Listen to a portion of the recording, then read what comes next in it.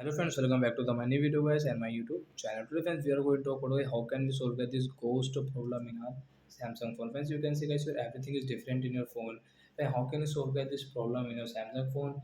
Today I will show you guys. So don't worry guys. Today I will show you guys. Then guys, you can solve guys your color inversion problem. Guys, we call it guys color inversion problem. So friends, you want to solve your color inversion problem in your Samsung phone. So how can you solve in this video, friends? I am going to show you.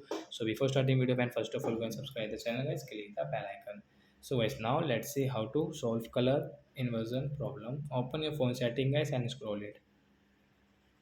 Once you can see guys your phone accessibility setting, guys, tap here.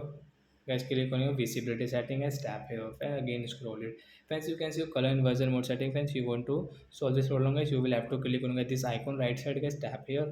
And friends, now everything is good, everything is fine in your phone, guys. Your problem has solved. And friends, you can see you can use your YouTube and guys every app without any problem, guys. So are you friends, you have understood how to solve color inversion problem? So that's it guys. Thanks for watching the video. Bye guys. Before going, please go and like the video guys. Bye.